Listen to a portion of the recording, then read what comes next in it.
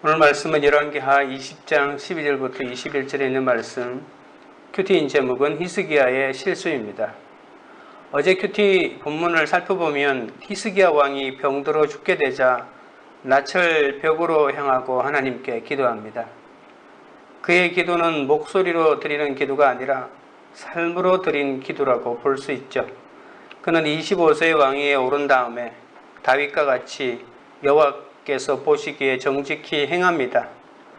우상을 섬겨서 심판받은 북이스라엘의 멸망을 눈으로 보았기 때문에 자신은 종교개혁을 주도하고 그래서 모든 왕들이 하지 못한 산당들을 제거합니다. 하나님은 그의 생명을 15년 더 연장시키고 그리고 아수르의 공격에서 예루살렘을 보호하겠다고 약속까지 해주십니다. 고통 중에 드린 히스기야의 기도를 하나님이 주목하여 보시고 영육의 회복과 또 나라의 보호를 약속하신 것입니다. 15년의 생명을 연장 약속받은 히스기야는 하나님께 이 일에 대해서 징표를 구하죠. 그러자 하나님이 해시계의 그림자를 10도 물러가게 하심으로 말씀이 이루어진 것을 보여줍니다. 10도면 얼마나 뒤로 갔냐면 태양 하나가 5도라고 볼 수 있으니까 태양 2개 정도 뒤로 물러갔다고 볼 수가 있습니다. 하나님은 남담한 상황에서 하나님께 부르짖어 회개할 때 구원을 약속해 주시고 또 은혜의 정표까지 주십니다. 인생의 최대 위기에서 하나님의 사랑을 경험한 히스기야처럼 성도는 모든 위기 가운데에서 하나님의 놀라운 은혜를 체험할 기회가 됩니다. 그렇다면 오늘의 본문 속에서 히스기야는 어떤 모습일지 한번 살펴보도록 하겠습니다. 첫째로 다 보여준 히스기야입니다. 12절입니다. 그때에 발라단의 아들 바벨론의 왕 브로닥 발라단이 히스기야가 병들었다 함을 듣고 편지와 예물을 그에게 보낸지라. 바벨론 왕이 히스기야가 병들었다는 소식을 듣고 사절단을 보냅니다. 브로닥 발라단이 왜 가나안의 한 작은 나라의 왕에게 예우를 갖추는 것일까요? 지금 바벨론은 아직까지 강성한 나라가 되기 전이었기 때문에 아수르로부터 독립을 꿈꾸고 있었습니다. 그런데 지금은 사내립에게서 사정없이 몰리고 있었거든요. 그래서 주위에 있는 나라들의 힘을 합쳐서 아수르를 꺾고 자기가 이제 거대한 대제국을 만들어 보겠다는 꿈이 있었기 때문에 팔레스타인의 작은 나라였지만 이 유다에게 공을 들이고 있는 것이죠. 그리고 유다가 애굽하고 친하기 때문에 유다를 자기 편으로 끌어들이면 애굽도 자기 편으로 이끌 수 있다고 이렇게 정치적인 속셈이 있었던 것입니다. 그래서 히스기야에게 편지도 보내고 예물을 보내서 빨리 병에서 회복한 것에 대해서 축하하고 함께 아수르 정책에 동조해달라고 요청하고 있는 걸로 봐야 됩니다. 13절입니다. 히스기야가 사자들의 말을 듣고 자기 보물고의 금은과 향품과 보배로운 기름과 그의 궁기고와 창고의 모든 것을 다 사자들에게 보였는데 왕궁과 그의 나라 안에 있는 모든 것 중에서 히스기야가 그에게 보이지 아니한 것이 없더라. 바벨론과 같은 대국의 왕이 자신의 병안에 관심을 가져준 것에 감격한 히스기야는 흑새에 부풀어 올라 자신의 소유한 모든 것을 사절단에게 보여주는 엄청난 실수를 저지르고 맙니다. 얼마나 많이 보여주었던지 나라 안에 있던 모든 것을 다 보여주었다고 표현합니다. 이날 히스기야의 교만과 흑새가 극치에 달했습니다. 히스기야의 이 행동이 미래에 대한 불길한 예언을 일으킬 줄을 누가 알았겠습니까? 히스기야는 하나님을 신뢰하기보다는 세속 정치에 기대를 걸고 있었습니다. 자신을 정치의 동반자로 인정해 주니까 너무 기고만장했던 거죠. 히스기야는 아수르를 대항하기 위해서 바벨론의 힘이 필요하다고 얘기했습니다. 아수르가 너무 강대한 나라니까 아수르를 막아내기 위해서 바벨론과 연합하는 것이 필요하다고 생각했죠. 그러니까 끊임없이 유다의 왕들은 강대국의 힘을 견제하기 위해서 또 다른 강대국을 사용하는 것이 마치 정치의 묘미라고 생각했던 거죠. 이스라엘은 믿음의 공동체입니다. 그들은 어떤 상황에서도 여호와만을 의지해야 하는 의무가 있습니다. 그러나 하나님을 의뢰하고 하나님의 뜻을 받들어야 하는 하나님 나라의 왕이 올바른 모습을 보이지 않고 세속을 의지합니다. 히스기야와 같은 거룩한 왕도 순간적으로 이스라엘의 왕이 해야 될 모든 의무를 잃어버렸습니다. 히스기야가 이렇게 계속 세속 정치의 논리를 따르게 되면 바벨론의 힘에 종속되고 결국은 멸망할 수밖에 없죠. 14절입니다. 선지자 이사야가 히스기야 왕에게 나와 그에게 이르되 이 사람들이 무슨 일을 하였으며 어디서부터 왕에게 왔나이까? 히스기야가 이르되 먼 지방 바벨론에서 왔나이다 하니 이사야 선지자는 히스기야가 한 잘못의 심각성을 알고 그것을 문제 삼고 나서죠. 히스기야에게 나와 자초지정을 물은 뒤에 그의 경솔한 행동을 알려줍니다. 사내림 사건 때는 먼저 이사야를 찾던 히스기야의 모습과는 완전히 반대입니다. 왕이 하나님을 찾기 위해서 이사야를 찾은 것이 아니라 이사야가 왕을 찾아왔던 것입니다. 절박할 때는 하나님을 찾고 만사가 형통할 때는 하나님을 잊어버리는 평범한 인간의 모습으로 돌아갔습니다. 성도들에게는 이런 의미에서는 환난이 꼭 필요합니다. 신앙 성장의 필수 조건이 환난이라고 말할 수 있습니다. 그래야 하나님을 찾고 자기 죄를 보기 때문에 조금이라도 자기가 문제가 없다고 생각하면 절대로 하나님을 찾지 않는 그러한 모습이 히스기야에게도 나타났습니다. 15절입니다. 이사야가 이르되 그들이 왕궁에서 무엇을 보았나이까 하니 히스기야가 대답하되 내 궁에 있는 것을 그들이 다 보았나니 나의 창고에서 하나도 보이지 아니한 것이 없나이다 하더라. 이사야는 히스기야에게 무엇을 보여주었느냐고 물었고 히스기야는 다 보여주었다고 대답합니다. 이사야의 질문은 회개의 기회를 주는 질문이지 결코 무엇을 보여주었는지 몰라서 물은 것일까요? 이사야가 물었다기보다는 하나님이 물어준 거죠. 히스기야에게 자신의 행동을 돌아보도록 하기 위해서 물었던 거죠. 하나님이 에덴 동산에서 선악과를 따먹은 아담에게 하신 질문처럼 아담이 숨어 있는데 하나님이 몰라서 어디 있냐고 물었겠어요? 들판에서 동생을 죽여서 매장하고 돌아온 가인에게 하신 질문처럼 말입니다. 내 동생 아벨이 어디 있느냐고 물었을 때 하나님이 몰라서 물었겠습니까? 그러나 불행하게도 히스기야는 아담과 가인처럼 그들이 대답했던 방식대로 대답하고 맙니다. 히스기야는 임박한 죽음 앞에 주께 간절히 기도하여 생명이 연장되는 은혜를 입었잖아요. 그러나 그는 그 기쁨을 주체하지 못하고 왕으로서 마땅히 지녀야 할 신중한 태도를 잃어버린 채 적국에게 나라의 비밀을 다 보이는 치명적인 실수를 합니다. 바벨론은 나의 적수가 아니고 우리나라의 적이 아니라고 생각했는지는 몰라도 너무나도 어리석은 행동을 하고 맙니다. 어려움이 찾아올 때 어떤 사람은 습관적으로 점쟁이한테 찾아가죠.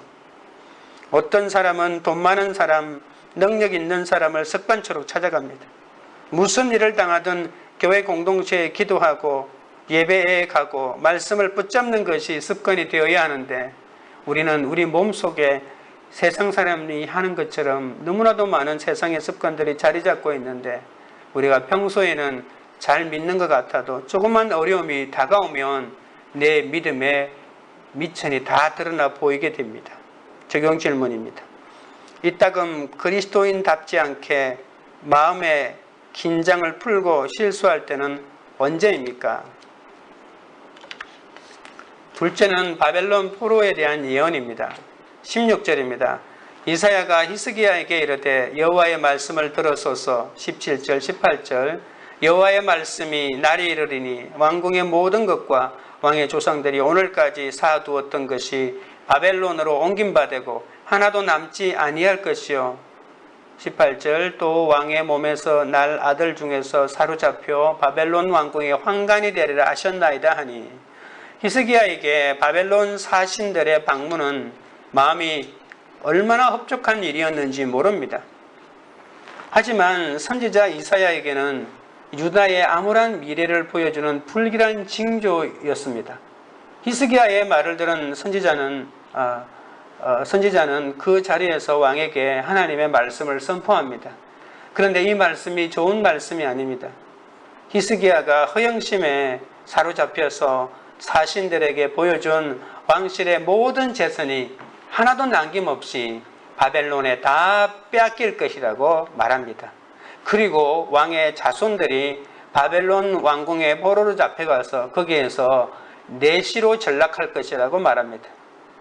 이 사실은 사실 다니엘서에 보면 많은 왕궁에 있는 견실한 젊은이들이 사로잡혀서 그곳에서 내시가 된 것을 봤을 때 사실이라고 볼 수 있습니다.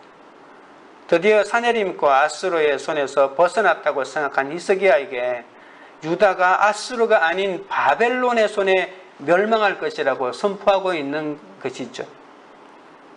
한 가지 실수에 대한 벌치고는 지나치다는 생각이 들지 않습니까?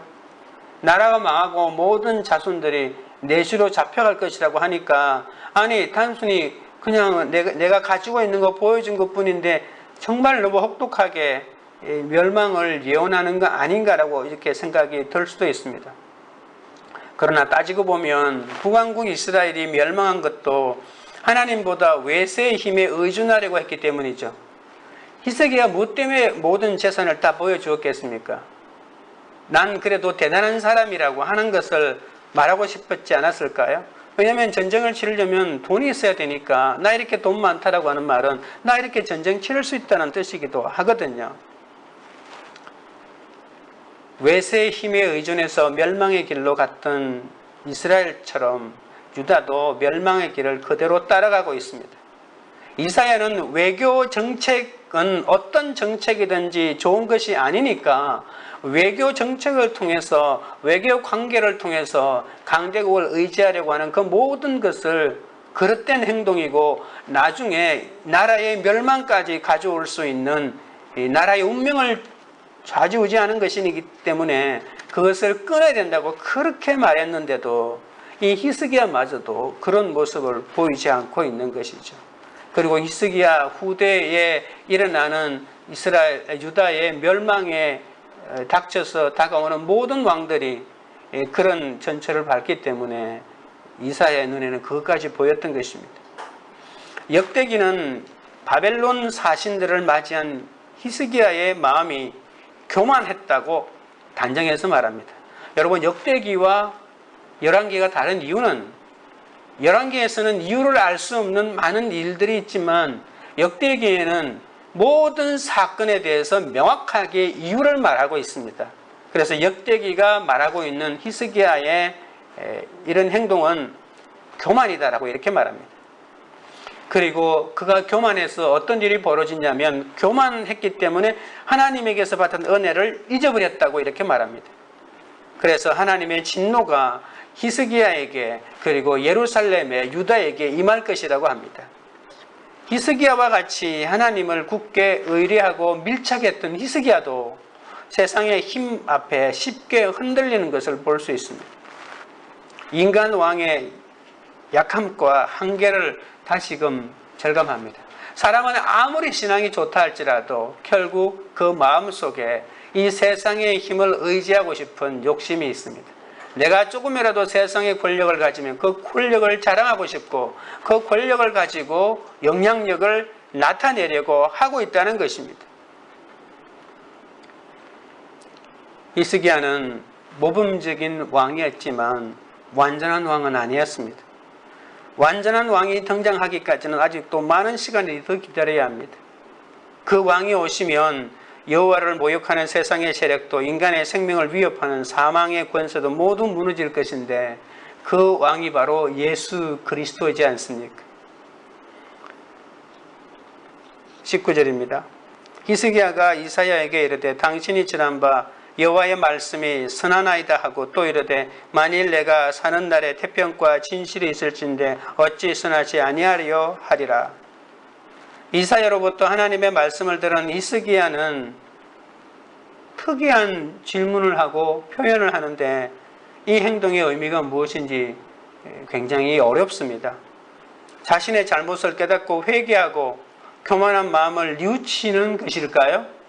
아니면 회개하지 않고 오히려 냉담한 태도를 보이는 걸까요? 저는 회개한 것이라고 보기 어렵다고 생각합니다. 나라가 망할 것이라고 하는 이렇게 참담한 이러한 멸망을 예언했는데도 그가 대답은 정말 너무나도 그냥 평범하거든요. 여호와의 말씀이 선하나이다라고 하고 난 다음에 이해할 수 없는 질문을 합니다. 만일 내가 사는 날에 태평과 진실이 있을진데 어찌 선하지 아니하리요. 이 말은 정말 무서운 말입니다. 옷을 찢으면서 탄식하면서 통에 자복해야 되는데 내가 왕으로 있을 때에 그런 일이 일어나지 않으니까 하나님은 선하다고 이렇게 말하고 있는 것이거든요. 그러면 자기 자식 때 그런 일이 일어나면 괜찮다는 말입니까? 히스기야가 어쩌다가 이렇게 됐는지 모르겠습니다. 히스기야는 유다의 멸망이 결코 피할 수 없는 현실이라는 것을 알고 있으면 자신의 시대에 이 심판이 임하지 않는 것에 대해서 감사하고 있다고 지금 감사기도를 드리고 있지 않나요? 어쩌면 히스기야는 내 시대만 평안하고 견고하면 괜찮다는 태도를 보입니다. 지금까지 히스기야는 매우 훌륭한 왕으로 평가받고 묘사해 왔지만 이 순간에는 그의 한계를 여지없이 드러내고 있습니다. 서급 빠진 이스라엘의 지도자들이 나라를 위험에 빠뜨리면서 운명을 결정해 버렸는데 히스기야는 이스라엘 역사 속에 빛나는 이상적인 왕이긴 했지만 자신의 안녕과 자기 자식의 안녕과 또 욕심을 차리는 모든 인간이 가지고 있는 어쩔 수 없는 한계를 역시 보여주고 맙니다. 우리가 오늘 이 순간에 진실하게 하나님의 뜻에 맞게 살아간다면 우리의 노력의 열매는 다음 세대가 누릴 것입니다. 또한 히스기야는 안일한 사고에 대한 열매를 그의 후손들이 거두게 되어 바벨론으로 끌려가게 되는데 그것이 어떻게 감사하다고 이렇게 말할 수가 있겠습니까? 히스기야는 이상적인 왕이었습니다. 지금 이사야가 하는 말은 심판을 말하고 있어요. 심판을 말하고 있는데 내 당대에 이루어지지 않으니까 하나님 감사합니다 라고 이렇게 표현하고 있는 것이 어떻게 우리가 받아들일 수가 있겠습니까? 이미 예정된 이스라엘에 대한 하나님의 심판을 누가 돌이킬 수 있겠습니까? 그러나 내 당대에 일어나지 않고 내 후세에게 일어나는 일이라 할지라도 우리는 끝까지 하나님에게 부여잡고 기도하고 나아가야 되는데 이사야에게는 그런 모습이 없어서 너무나도 우리를 당황하게 만드는 대답이라고 볼 수 있습니다. 적용 질문 드립니다. 내 죄로 인한 경고의 말씀을 들을 때 어떻게 반응합니까? 현재 나의 환난 가운데 여호와의 말씀이 선합니다라고 하면서 내 책임을 자녀들의 세대로 넘기진 않습니까? 셋째로 히스기야의 죽음입니다. 20절 히스기야의 남은 사적과 그의 모든 업적과 저수지와 수도를 만들어 물을 성 안으로 끌어들인 일을 유다왕 역대지략에 기록되지 아니하였느냐. 히스기야의 나머지 업적과 위대한 일들 가운데 저수지를 만들고 그리고 수로를 만들어서 물을 예루살렘 성으로 끌어들인 일을 소개합니다. 예루살렘 고고하게 빛나는 히스기야 터널이라고 부르는 그 당시 최첨단 기술을 적용하여 만든 이 히스기야 터널은 그것을 오늘 히스기야의 거대한 유명한 업적이라고 소개합니다. 이 터널은 히스기야가 주전 701년에 있었던 사내림이 예루살렘을 포위할 것이라고 생각하고 그것에 대처하기 위해서 예루살렘 성 안에는 우물물이 없습니다. 그래서 예루살렘 성 밖에 있는 기온샘이라고 하는 그 샘으로부터 물을 성 안으로 끌어들여야만이 버틸 수가 있잖아요. 그래서 이 직선 거리는 320m인데 이 터널을 무려 530m 이렇게 S자로 꾸불꾸불꾸불하게 연결해서 성 안쪽으로 물을 끌어들이는 작업을 하게 됩니다. 지하에서 말입니다. 그래서 시간이 없으니까 한쪽은 바깥에, 성 바깥에 있는 기온샘에서부터 출발하고 또 한쪽은 예루살렘 성에서 파 들어갑니다. 이 파는 사람이 이렇게 만나야만 물길이 되잖아요. 어긋나면 큰일 나니까. 그러니까 이 청량술이 대단해야 됩니다. 그런데 양쪽에서 터널을 뚫었는데 이것은 지하 45m 밑에서 하는 작업이었는데도 불구하고 정확하게 8개월 만에 이 두 곳이 이렇게 맞게 됩니다. 저도 이 히스기야 터널을 가봤는데 그 손으로 마치 생선 비늘처럼 포크레인으로 판 게 아니라 손으로 수작업해가지고 생선 비늘처럼 이렇게 깎아가지고 단단한 암벽을 또는 벽을 뚫어서 이렇게 연결했는데 굉장히 감동을 주는 그런 히스기야 터널입니다. 이것이 지금으로부터 2700년 전에 이런 사업이 추진됐다고 하는 것 자체가 경이로운 것입니다. 이 터널은 히스기야가 사내림에게 쉽게 항복하지 않고 끝까지 하나님의 말씀을 기다리면서 지킬 수 있도록 해준 중요한 역할이었습니다. 그래서 기온샘에서부터 출발한 물이 예루살렘 성 안쪽으로 마치 곡선으로 530m를 들어와서 성 안에서 물이 나오는데 그 샘 이름이 우리가 잘 알고 있는 실로암 운물입니다. 21절입니다. 히스기야가 그의 조상들과 함께 자고 그의 아들 므낫세가 대신하여 왕이 되니라.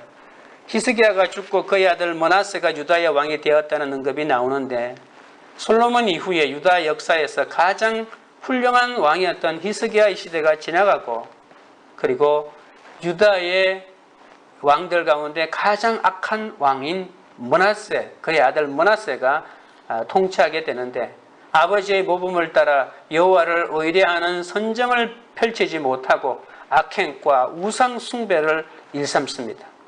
안타깝게도 그는 그 아버지와는 정반대의 길을 걸어갑니다. 눈에 보이는 가시적인 업적을 남기는 것도 쉽지 않지만 더 어려운 것은 자녀들에게 바른 신앙을 물려주는 일은 더 어렵고 중요한 것이죠. 그래서 히스기야를 평가할 때 이 히스기야의 평가 가운데 자기의 아들이 얼마나 올바른 정치를 펴느냐고 했는데 정반대의 정치를 편 걸 보면 히스기야에게도 평범한 사람이 깨달을 수 없는 모순이 엄청나게 많았다는 것을 볼 수 있습니다. 자녀가 어릴 때 아직도 부모 품 안에 있을 때 어떻게든 말씀을 심어줘야 합니다.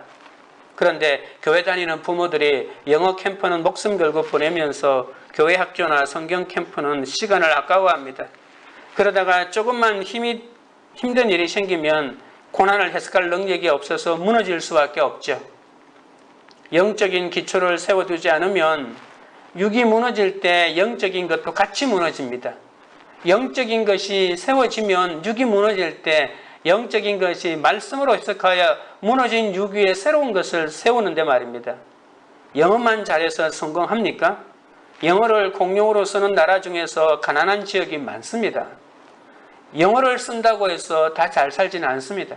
그렇다면 필리핀 사람들은 다 영어를 쓰는데 다 잘 살겠네요. 하나님의 말씀과 친해지게 하는 것이 자녀를 성공시키는 비결입니다. 모든 것을 다 갖추었어도 영적 자녀를 갖지 못하면 사울처럼 모든 것이 산산이 부서진다는 사실을 깨달아야 합니다. 히스기야는 모든 것을 가진 것 같지만 그의 가장 큰 실수는 영적인 자녀를 갖지 못했다고 하는 것. 가장 악한 왕인 므낫세를 아들로 둔 이스라엘 멸망의 원인이라고 모든 열왕기가 지적하고 있는 그 왕이 바로 히스기야의 삶의 또한 다른 형태의 삶의 결론이 아니겠습니까? 우리도 우리 자녀들 또는 내가 맡아서 양육하고 있는 사람들의 영적으로 세우기 위해서 그러한 노력을 쉼없이 경주해야 될 것입니다. 적용 질문 드립니다. 인생을 마칠 때 무엇으로 어떻게 평가받는 사람이 되고 싶습니까? 기도드리겠습니다. 아버지 하나님, 주님을 믿고 의지한다고 하면서도 때때로 방심하다가 실수하는 저를 불쌍히 여겨 주시옵소서. 바벨론과 같은 세상이 나를 알아줄 때 얼마나 감격하고 얼마나 놀랐는지, 나 이런 사람이라고, 세상이 알아주는 사람이라고, 강대국이 알아주는 사람이라고 자랑을 하면서 그 순간 하나님을 잊어버리고 하나님이 말하지 않는 다른 길로 가기 시작하오니 주여 붙잡아 주시옵소서. 어떤 순간에도 세상의 가치관을 따르지 않고 주님을 의지하게 하시고 하나님에 대한 지도자의 의무, 부모의 의무, 목사의 의무를 저버리지 않도록 붙잡아 주시옵소서. 저의 잘못을 대수롭지 않게 여기지 않도록 날마다 말씀으로 경고하여 주시고 주님의 말씀을 온전히 듣고 순복하도록 붙잡아 주시옵소서. 마음이 교만하여 하나님의 은혜를 잃어버리지 않게 하시고 언제나 주님에게 밀착하여 주님만을 의뢰하게 하여 주시옵소서. 눈에 보이는 업적을 내세우기보다는 신앙의 유업을 물려주는 삶이 되도록 날마다 거룩을 쫓아 살게 하여 주시옵소서. 지금 심판의 말씀을 듣고서도 여호와의 말씀이 선하다고만 하면서 내 책임을 자녀들의 세대로 남기지 않게 하시고 내 죄로 인한 경고의 말씀을 들을 때 옷을 찢고 도매에 자복하며 자녀들만은 살려달라고 다음 세대를 살리기 위하여 오늘 나의 수고를 마다하지 않는 제가 되도록 붙잡아 주시옵소서. 우리나라 위정자들이 자신들의 실수를 인정하고 잘못해서 돌이켜 겸손하고 정직하게 행할 수 있도록 붙잡아 주시옵소서. 지금 수도권을 중심으로 코로나19가 대유행의 징조를 보이고 있사오니 주여 불쌍히 여기시고 이 위기를 넘길 수 있도록 주여 힘을 더하여 주시고 은혜를 베풀어 주시옵소서. 광교 우리들 교회가 고난의 사건 속에서도 말씀으로 내 죄를 먼저 보게 하시고 세상 선곡의 가치관에 쉽게 항복하지 않게 하시고 묵묵히 주님의 구원을 기다리는 공동체가 되게 하여 주시고 하나님의 구원을 기다릴 수 있도록 우리에게도 기온 샘에서 실로암 샘으로 물길을 뚫을 수 있는 하나님 인내와 또 하나님의 은혜를 허락하여 주옵소서. 내 잘못으로 자녀들에게 고통을 물려주지 않게 하시고 바른 신앙을 물려줄 수 있도록 주여 함께하여 주시옵소서. 예수님의 이름으로 기도드립니다. 아멘.